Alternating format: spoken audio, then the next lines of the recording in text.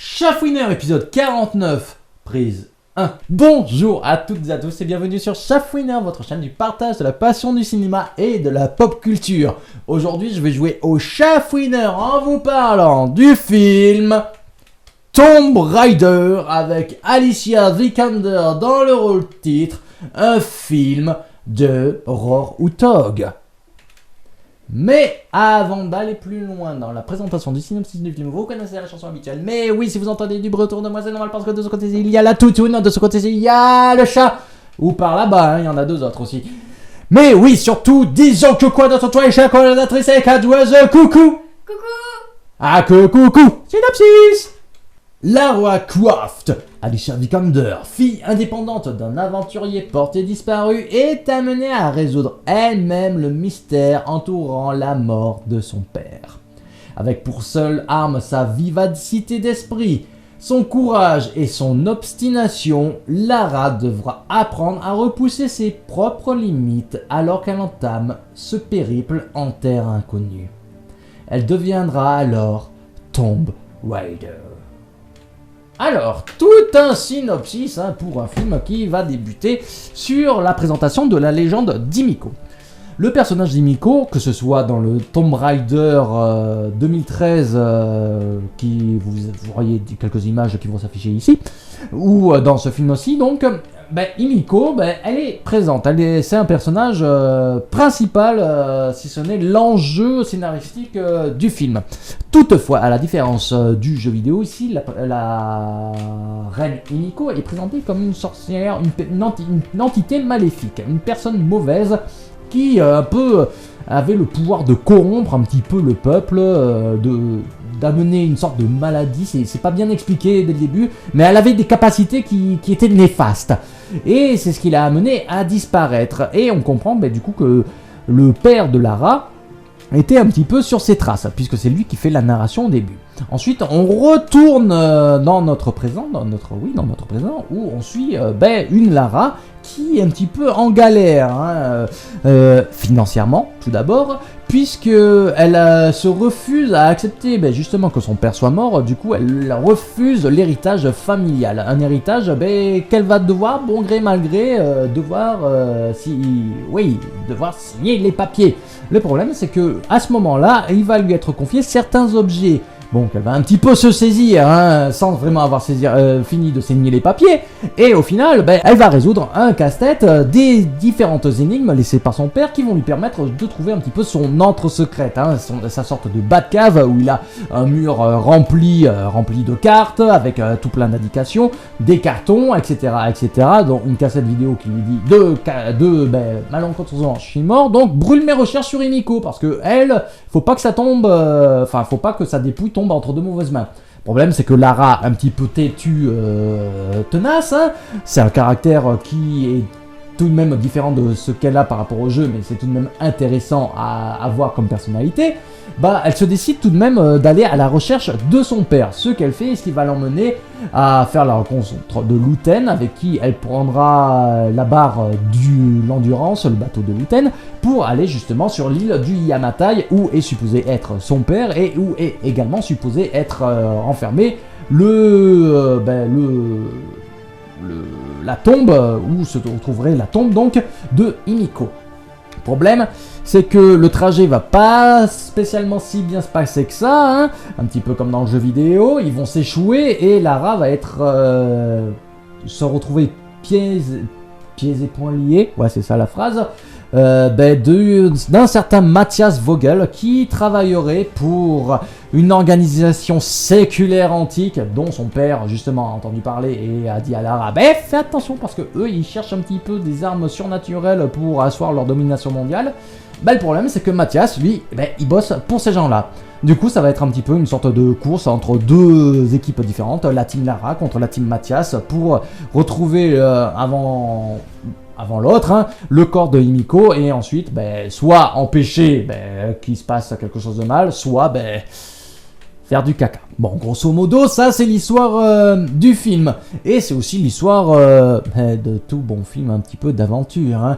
Indiana Jones, Benjamin Gates, les tout premiers Tomb Raider avec Angelina Jolie, et j'en passe.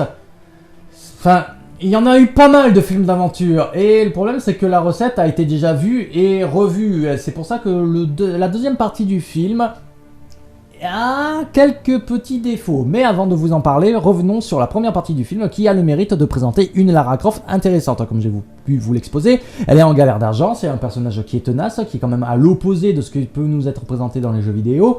Et ça fait plaisir, notamment de voir sa vie à Londres. Franchement, c'est quelque chose d'agréable parce que c'est pas souvent qu'il nous est exposé justement de connaître Lara Croft. Du coup, ça nous permet d'avoir affaire à un personnage qui est humain, qui n'est pas non plus un surhomme. Elle a un caractère, elle a des difficultés, elle n'est pas parfaite, même si le personnage de Lara Croft dans ses débuts était présenté comme étant le canon féminin parfait pour ces messieurs ou ces dames.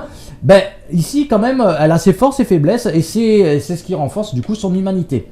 Une humanité mais qui va lui servir. Et franchement, elle est très bien transposée à l'écran, je trouve, par Alicia Vikander, notamment sur certaines scènes, notamment également dans la seconde partie. Là, j'y viens, où par exemple, elle se retrouve à tuer son premier humain. Son premier antagoniste humain, elle a quand même, on voit qu'elle tique un petit peu, hein, elle est pas fière de son geste. Bon, les péripéties vont vite s'enchaîner ensuite, du coup il n'y a pas vraiment le temps de se reposer sur cet instant un petit peu dramatique, mais ça c'était intéressant à voir. Justement, on rejoint un petit peu du coup le jeu vidéo où la Lara Croft de 2013 était beaucoup plus humaine, avait aussi certaines faiblesses, hein, elle en prenait plein la figure, et ici également Lara en prend plein la figure, hein. Elle se retrouve même cette Lara Croft à revivre certains instants du jeu vidéo. Je pense notamment à l'échouage de l'endurance, à la scène où elle se retrouve piégée dans un avion qui se casse la gueule. Et il y a aussi le pic dans l'abdomen qu'elle doit retirer, le pic qui fait bien mal, hein, le piolet rouge. Référence à la fin avec les deux guns de l'ancienne transposition de Lara Croft dans les jeux vidéo, même dans les films. Mais oui, franchement, ce film, en soi, il aurait tout pour plaire, mais il n'est pas à être sans défaut, notamment dans sa deuxième partie, où je trouve que ça souffre un petit peu d'un manque de rythme, particulièrement lorsqu'il y a des échanges avec plus d'un personnage. Lorsqu'il y a un échange avec un seul personnage, ça peut aller, mais lorsqu'il y a un échange avec plus d'un personnage, ça fait un petit peu lent, un peu lourgué, un peu longué. C'est pas inintéressant, mais ça aurait pu être mieux rythmé par peut-être lignes de dialogue un petit peu plus soutenues, mieux écrites.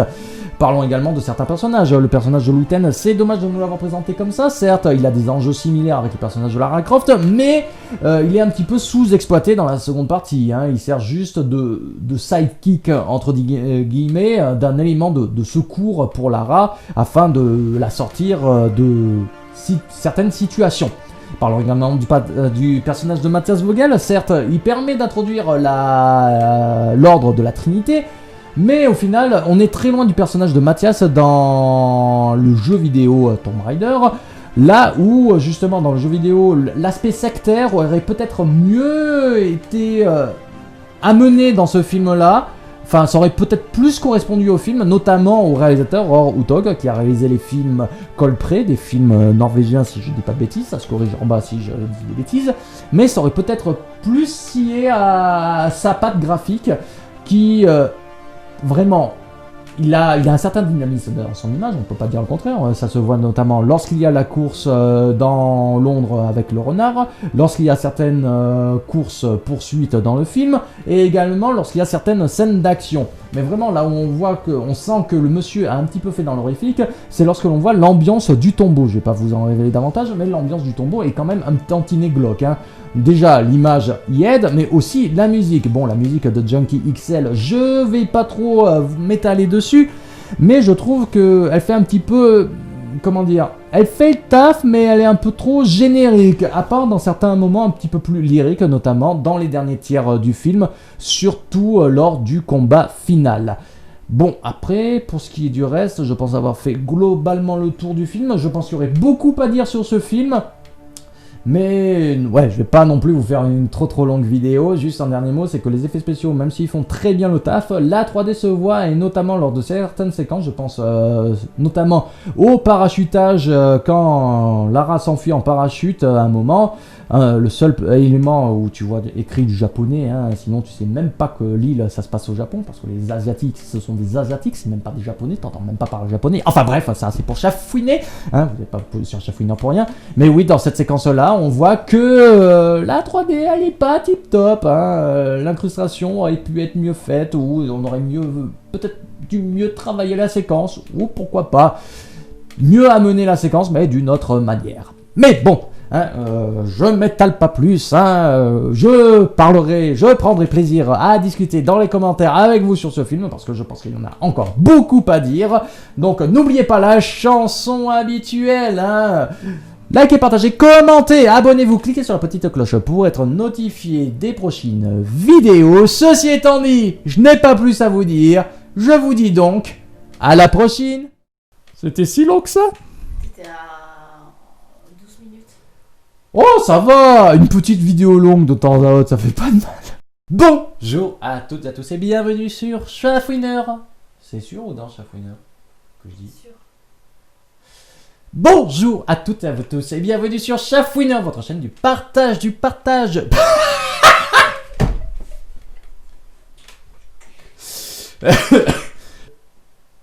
Où qu'il est le nom?